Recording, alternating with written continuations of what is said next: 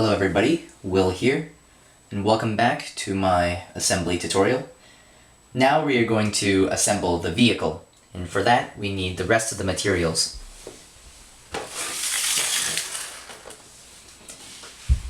Now first we can remove the chassis, the building block, the wooden frame for the vehicle. Now the pre-drilled holes in the chassis provide many options for assembling the vehicle. The front axle will be attached through the single hole in the front of the vehicle, shown here, and the two other holes in the chassis for attaching the fuel cell. There are 10 different ways that it can be mounted. Other element of assembly that can be altered is the gas storage. In the initial experiments, the syringes are used to store the gases so that certain quantities can be identified and related to performance. Another way to store gases is in the tubing itself, using the clamps provided to close off one end of the tube. An advantage of using the tubing is the reduction of the mass in assembly vehicles. And here are the clamping that can be used to clamp off the tubes. For this, we will just be using the syringes to keep track of how much gas is produced. Now, without further ado, let us gather the materials needed for building our car. Here is the wooden chassis used for the frame. Here are some tools and parts. We will continue using our 5 milliliter syringes, so these 20 milliliter syringes are not going to be too much use to us. Here are our 4 wheels. Here is the front axle for the car. The motor is going to be the back axle for the car.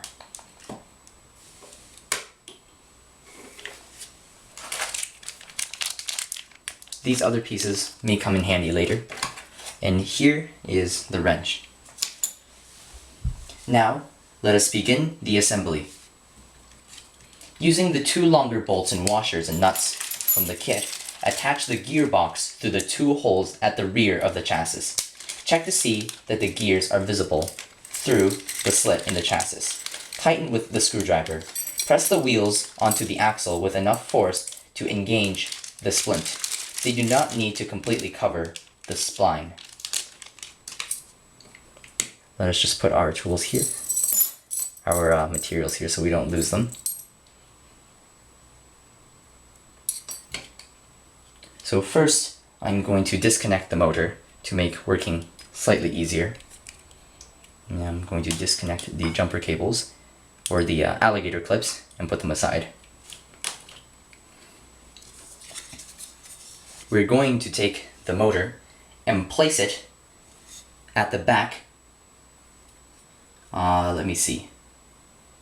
Yes, we will be placing this at the back, like this. And this will be used to power the car. So this car is going to be powered by the back wheels. Now first, we're going to attach the wheels. And to attach the wheels, you simply just take one end of the axle and push it through. And this may require a little bit of brute muscle strength. Just take it and push it through. You may use the ground as assistance if you would like. Just pushing it through. One wheel here, and using the ground as leverage. It's a hard place to push the wheels into. Here we go. Twisting a little bit.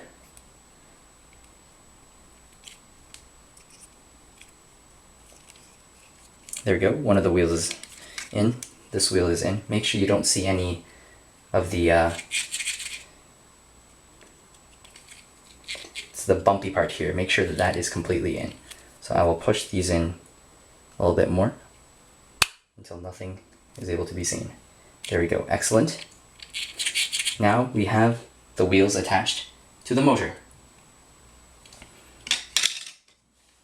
Now all we must do is place the gear into the hole here, and it should be able to run properly.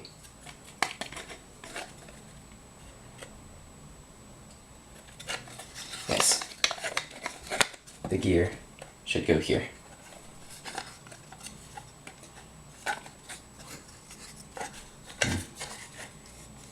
This is slightly lopsided. Yeah, because this needs to be flipped upside down. So make sure that your hole is near the right side and not the left side. Make sure your hole is in the right side. This way, since the gear is here, this will make sure that your wheels are properly aligned. Now, take the 2 long screws and insert it through the holes at the bottom, and put the screw through the notch that is on the motor. After you have finished that, take one of the nuts and just screw it on to the top of the car. As you can see, it is screwed on, and you should do the same with the other side, like this. Make sure you hold everything in place so it will not fall, and insert the other long screw into the hole. Flip it over. Make sure that it goes through the slot provided. If it does not go through, you may pull it out and see if you can slide it in. Sliding it in usually helps. And attach another nut there. This may be difficult if you have big fingers.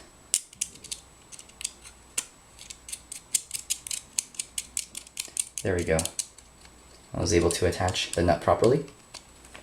And if the bolt is not completely in, you may screw it a little bit with a screwdriver.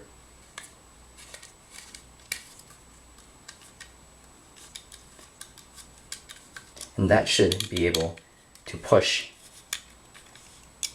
the motor onto the board firmly. And as you can see now, it is very firm and it is not going to move.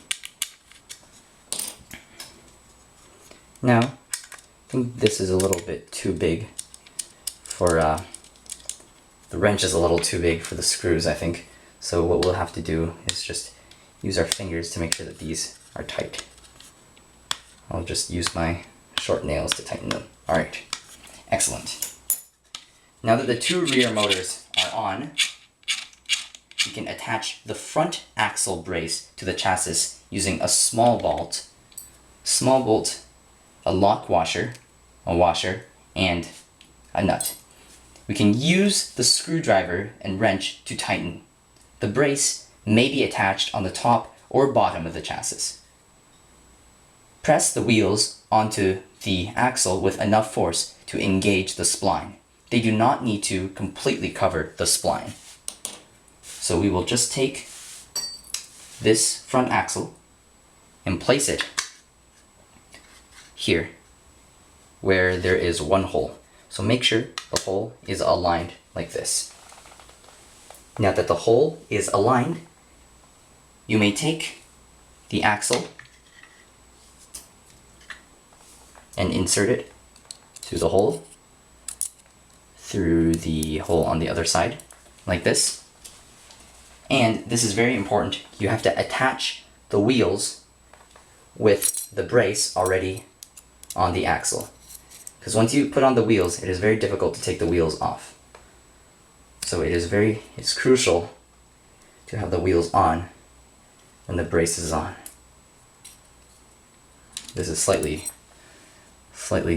infuriating, but with a little bit of muscle strength, you can push the axle in to both wheels. I like to do this by pressing the wheels against the ground.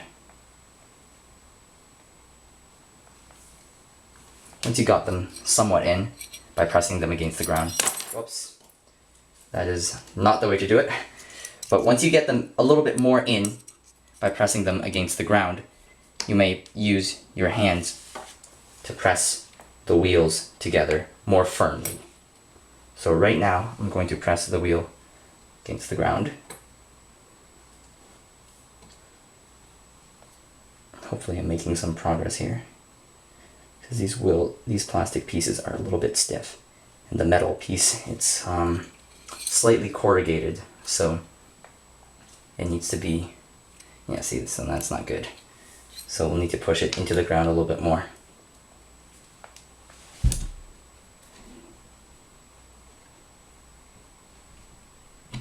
There we go. One of them is in. Yes, the right one is in. So now hopefully the left one will go in as well. There we go. The left wheel and the right wheels are in. Now we can just take the brace and fix it to the front of the car. Now we will use the bolt to fix it onto the top. We will fix this onto the top like this, and we will place a nut on the other side with a washer. So here we will place the lock washer and the nut. So I believe that this is the lock washer right here, the washer that is slightly bumped and corrugated. So we will place that on the other side here.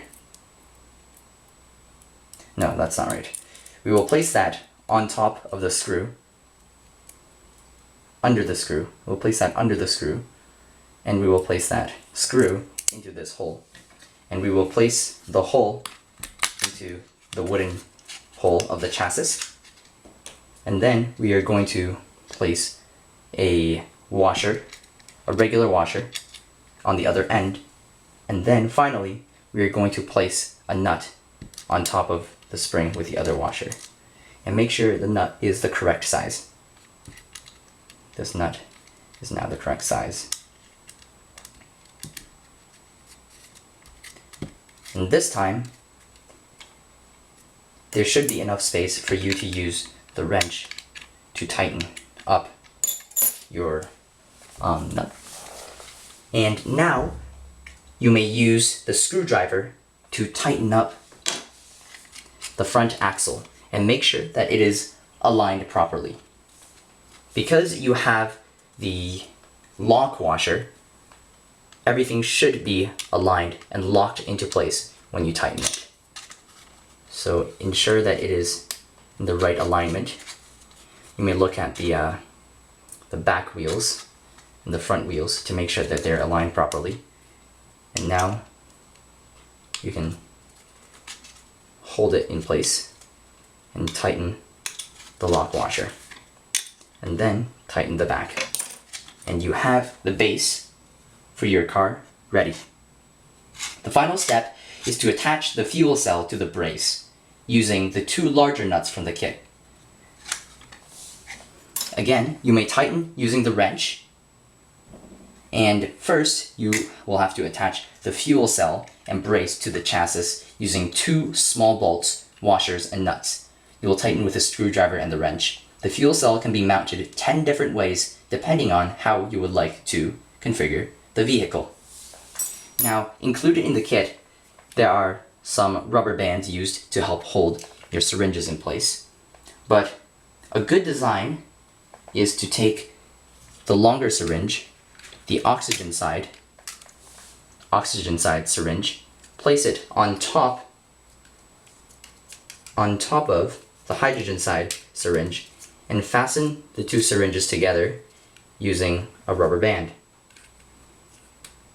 So currently I'll just fasten these two together like this. Now you can place the fuel cell on top of your car like this. Personally, I think that this is the easiest way to attach it.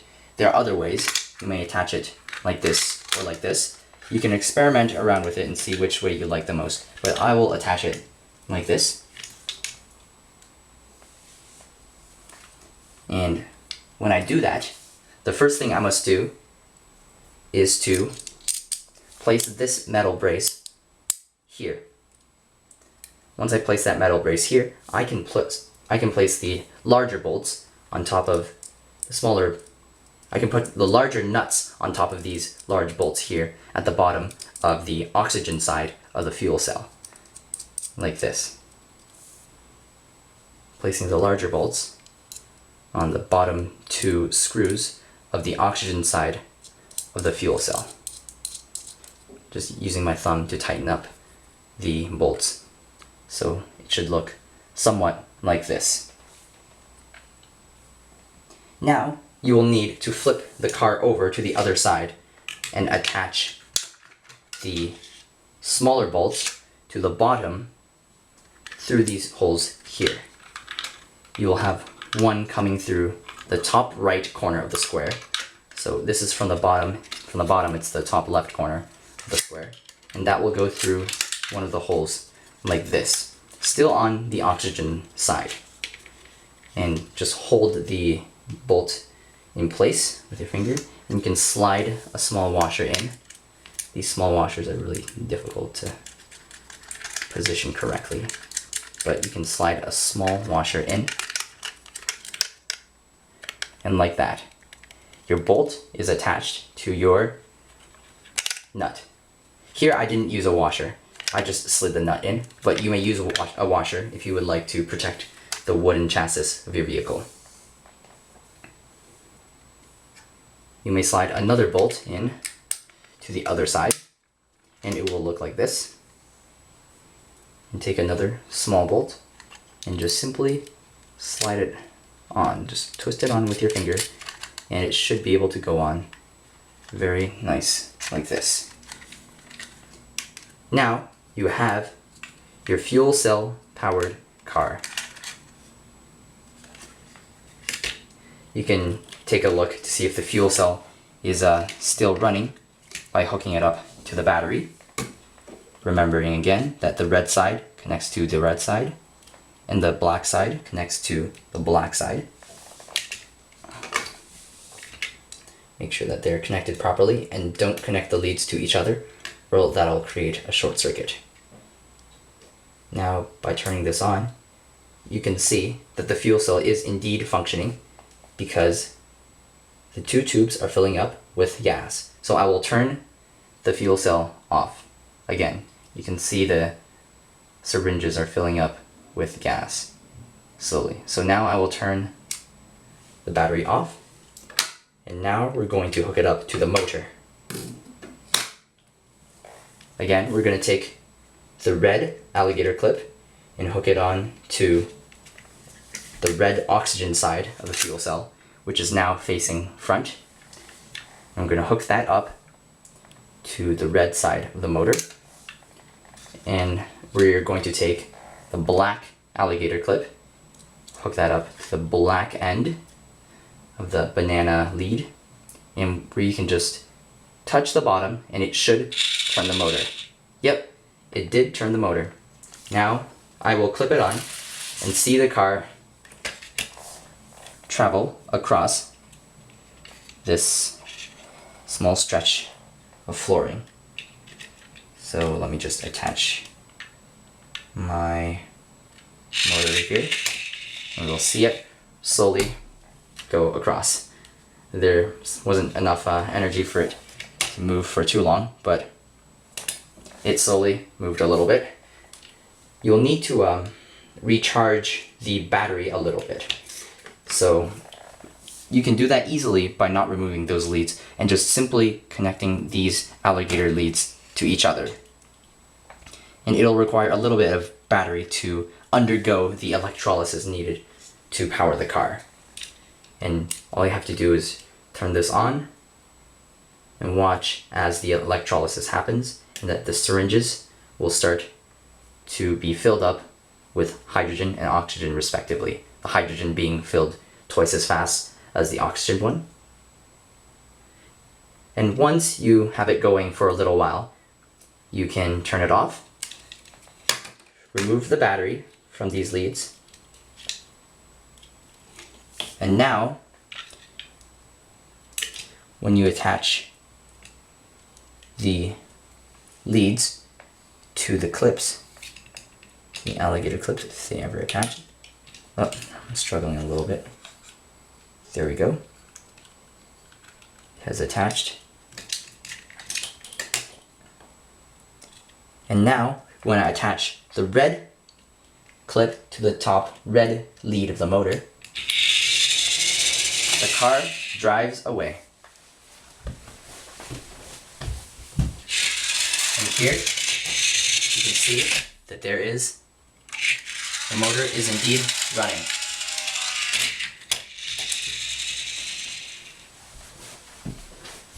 So there you have it, everyone. Here is a fuel cell powered motor car. Albeit the syringes are a little bit messy, you can clamp it down by using the plastic clamps. You can remove the syringes altogether and just clamp the ends of the hoses together. But there you have it, a fuel cell powered motor car. Alright, that's it, everyone. Thank you so much for watching to the end of the video. And if you enjoyed it, please give it a thumbs up, leave a comment if you would wish, and subscribe to help me out. Thank you very much, everyone, and this is the fuel cell powered motor car.